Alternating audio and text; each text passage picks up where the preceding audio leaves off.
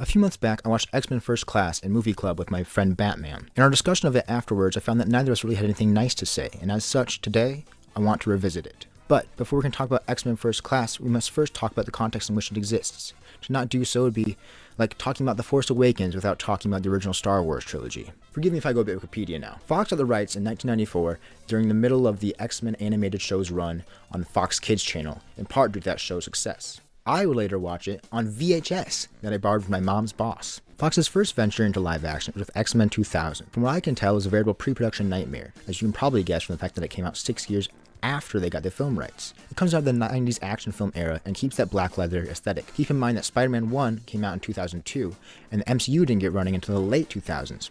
And at first, even the MCU was trying to stay pretty grounded. So just like those films, this was a self-serious film which tried to view its topics and politics with some amount of gravity. X-Men 1 would go on to inform the entirety of Fox's X-Men franchise and will undoubtedly inform the MCU ones. An obvious aspect is in the impact of Hugh Jackman as Wolverine, both for Hugh Jackman and for how we culturally perceive Wolverine. Through Jackman, Wolverine went from a short, smelly gremlin character to a leading man type and became the whole face of the franchise. A second one relevant for today is cerebrovision, as I'm calling it, how we visualize Professor X's use of the tool, which allows them to see people through psychic vision. Beyond these direct influences, X-Men ended up being an important film for the superhero film genre as a whole. It was followed by X2, which grossed well and was received well, and then by X-Men, The Last Stand, which grossed even better, but was received poorly. Fox, being the business that it is, pushed all sorts of ideas forward subsequently. Notably, an idea for an Origins series, starting with X-Men Origins Wolverine, and the next one would be X-Men Origins Magneto.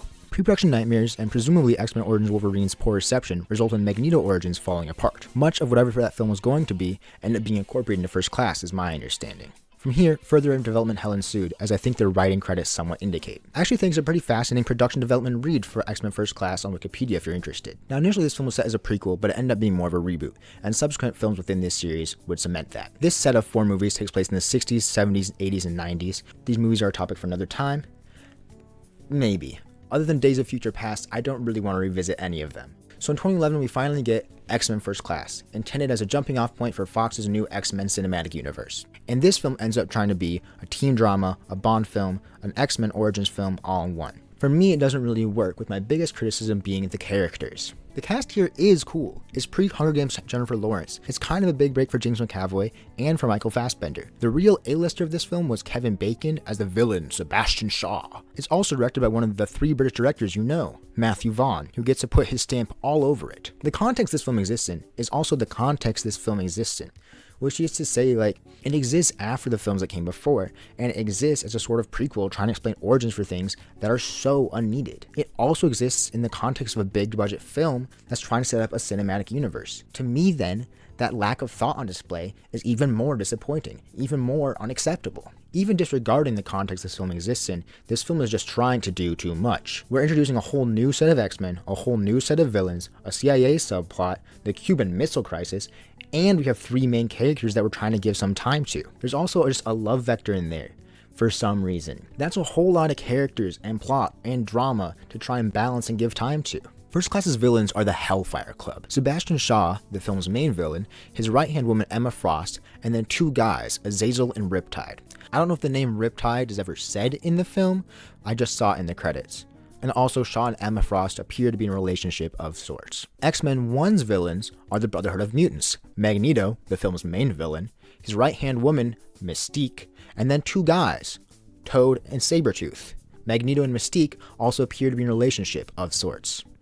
I think with all but maybe Emma Frost versus the Mystique, X-Men 1 is severely outclassing First Class. Let's start with the most obvious. Azazel and Riptide are pathetic excuses for characters. Calling them plot devices is charitable. Allow me to say every single line that Azazel has in the entire film. Comrade, nothing, yet, not here, yet. The Russians have fired on their own ship, and finally, they say the comrade has lost his mind. That's it. That's genuinely it. Now, allow me to say every line good old Riptide says in the entire film. Just kidding, he has 0.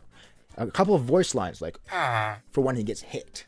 That's it. He has no actual lines. Toad and Sabretooth should not be a high bar to clear, but at least they have some banter with each other and other heroes and some other villains. You get some inkling of a personality. Riptide is a silent servant, and Azazel is a servant that maybe likes violence and knows at least some Russian.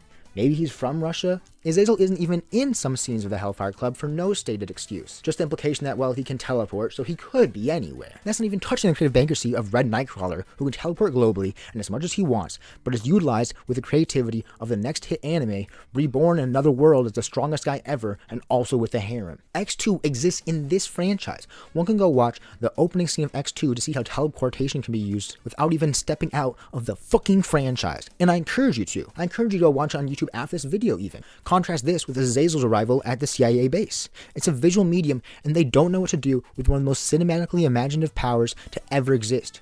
I encourage you to watch the Shimazaki fight from Mob Psycho and pay attention to how the camera moves in that fight. Apparently, it'd be too much to ask for First Class, a blockbuster film with a budget over $140 million, to try to be as creative in its camera placement and action direction as an anime studio that pumps out episodes on a weekly basis. Like, come on now! Sebastian Shaw, the film's main villain, also does not work for me. Certainly he is villainous, and I found his dynamic with Magneto to be compelling, but he feels inconsistent in both his actions and powers. What's good about Magneto as a villain in X-Men 1 is that he's clearly visually understandable. The Metal Man fucks with the metal. He comes off as significantly less delusional than Shaw, whose plan is to rule over a post-nuke globe after Russia and the US destroy each other. But a film's villain got a villain. So I'm not even really going to fault his delusions of grandeur. Genuinely ask yourself, what are Shaw's powers? It's energy, right? He gets to suck, and then he gets to emit. It makes him ageless. Okay, sure. But then, he's immune to bullets, and is multiple cells in that scene, and he can stomp in one direction, and make a whole room explode around him. And then all of a sudden, he's frozen, but high off nuclear energy, he can't do anything. He's no longer immune to metal going through his body. He's frozen. Not silenced, not without his genetic fucking power. Shaw also talks about how we don't hurt our own kind when Erik tries to fucking kill him on the yacht and Emma Frost yeets him off. His whole thing is making mutant kind rise, mutant exclusivism. But then up against fucking teenagers, he just kills a mutant in front of people he's trying to recruit? Is it just because he was around Nazis so long that he just hates black people or something? Like, what the fuck? Shaw's powers do not feel visually clear and are inconsistent, as is his logic and motivations. So the last of the villains is Emma Frost.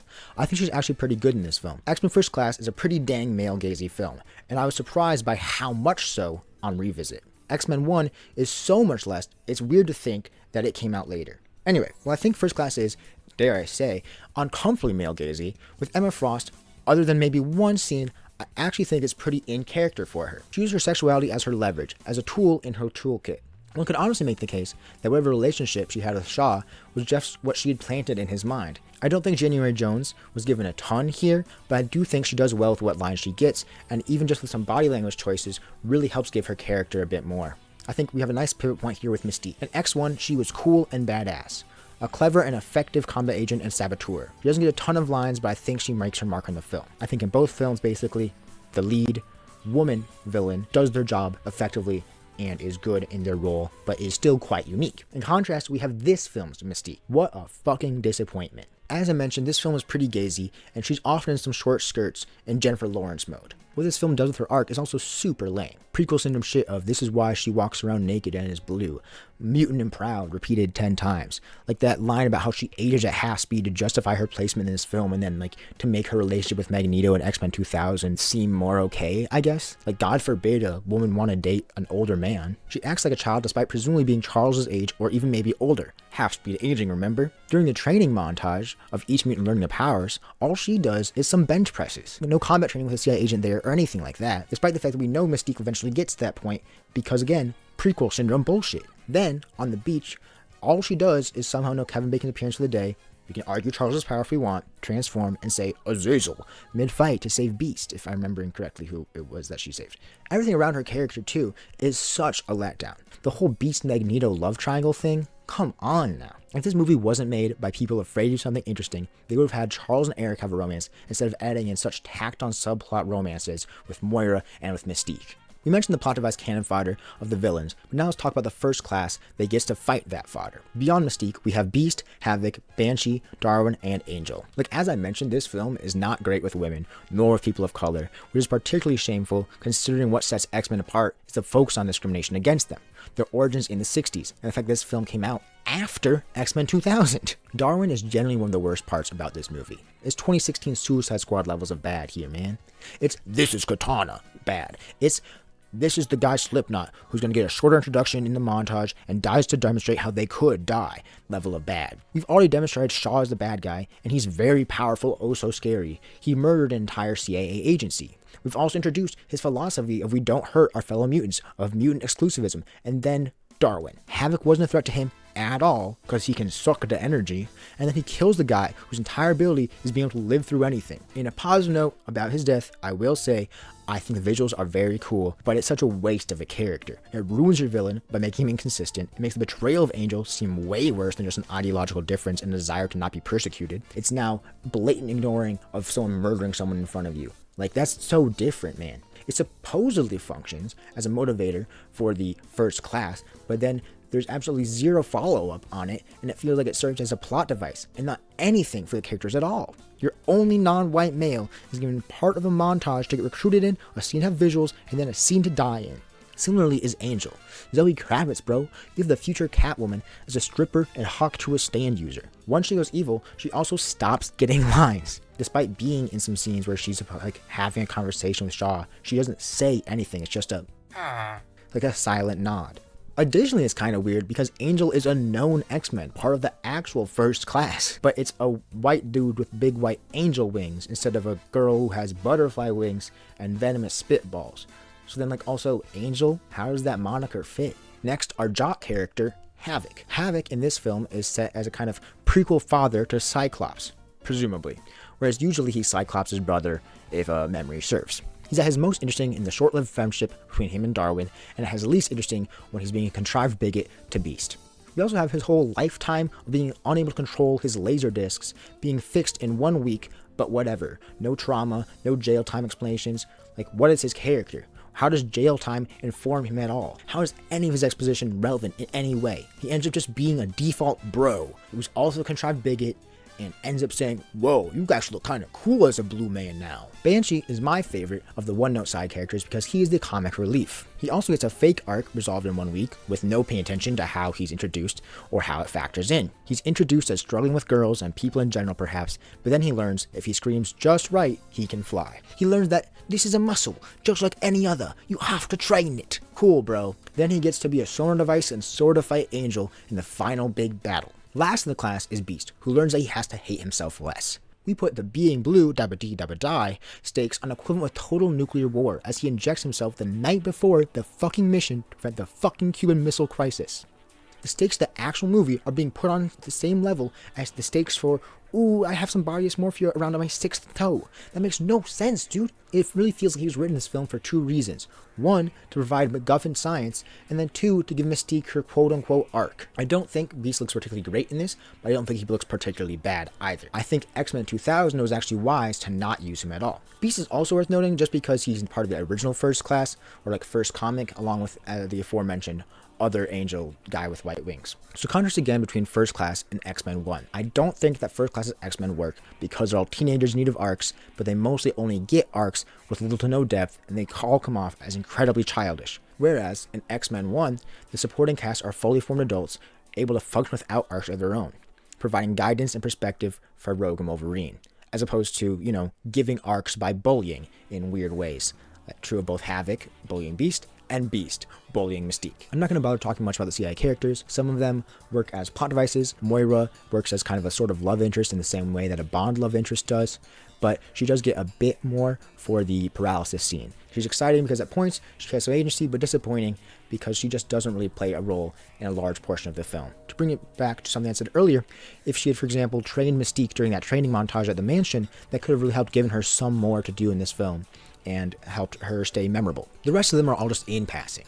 One might not even realize that the agent with them in Russia is the same guy that got frozen at the water fountain, which is the same guy that was with Moira in Vegas in the beginning. He's far down the cast list. The Man in Black has some painfully bad dialogue and also just dies. The rest exists to try to tie in the prejudice angles, but kind of don't work well in my opinion. They're functional, not much more. Okay, so finally, the bromance. I genuinely think this film would have been so much better if it just focused on Charles and Erik.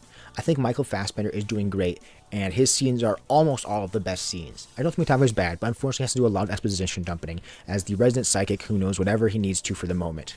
I think part of the reason why so many people talk about Erik and Charles having something going on is because they're the only characters written by someone other than an infant, with even Charles being a bit dubious. They're given scenes together where they can just talk. Their actors are giving the best performances of the film, and they're written the best, and their emotions hit the hardest.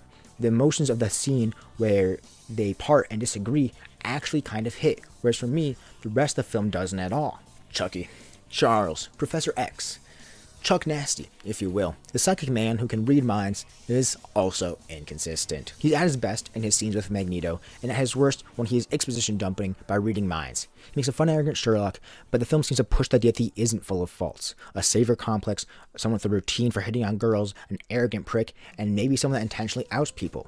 Like, genuinely look at the Beast scene. He either can read enough of Beast's mind to discover that Beast is a mutant, but not enough to discover any of the shame, emotions, or that Beast is hiding it, making him an incompetent idiot who would only read random specific data, written as the plot demands, a shitty plot device of a power. Or, if we read into it, Professor X can read more, and did read more, and intentionally outed Beast in front of his boss instead of asking, again, at any later point ever. Chucky can control people fully, or can take over their senses, or can read just enough of their mind to exposition dump, but not enough to do something interesting. He can do it without touching his temple, but then sometimes he needs to touch his temple. He can read and experience all of Magneto's mind, but he can't seem to understand his perspective. He recognizes that Erik is hunting Nazis, and even that killing Nazis is good, which, based.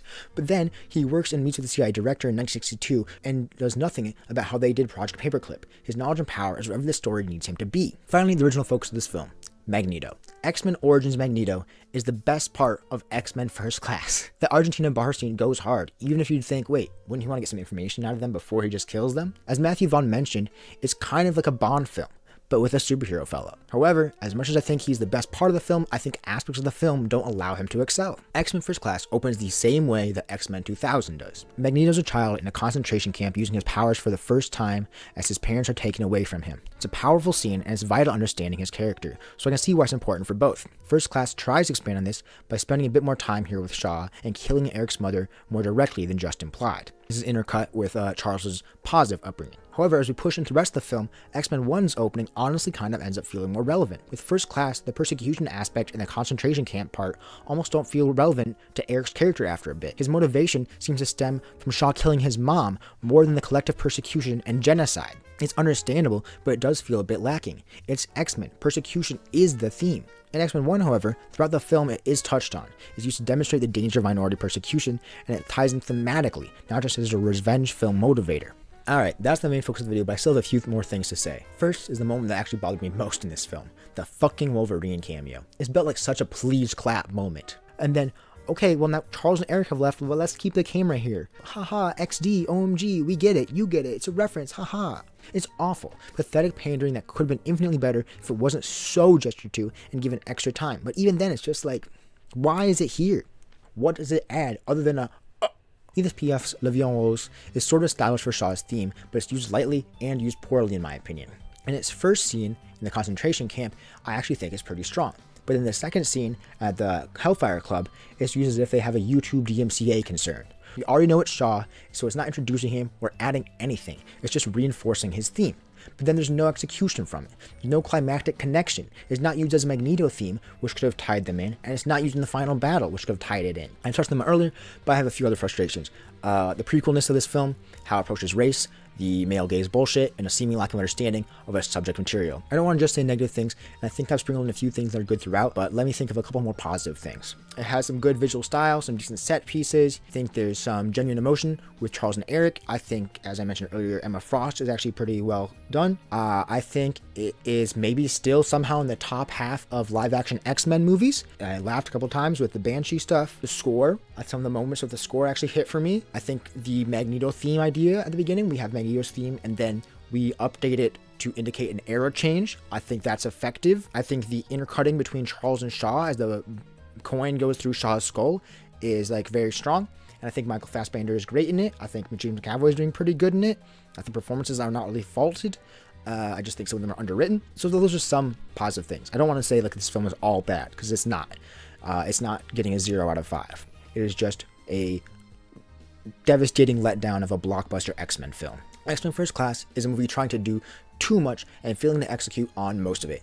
Each mutant's logic and motivation comes off as childish, stupid, or detrimentally inconsistent. Its approach to the subject matter, characters, and representation all feel like ham-fisted first attempts. I guess one way of viewing it for me is the 2000 film X-Men feels like an improved iteration on the 2011 movie. I think if it was just an X-Men Origins Magneto film, it really could have been something. But they chomped off more than they could chew. As a result, I'm giving this film a 2 out of 5. So what do you think? How much do you disagree? In the comments below, please explain how Darwin is in any way different from Suicide Squad's Slipknot, or if I missed any lines from Riptide or Zazul. Peace.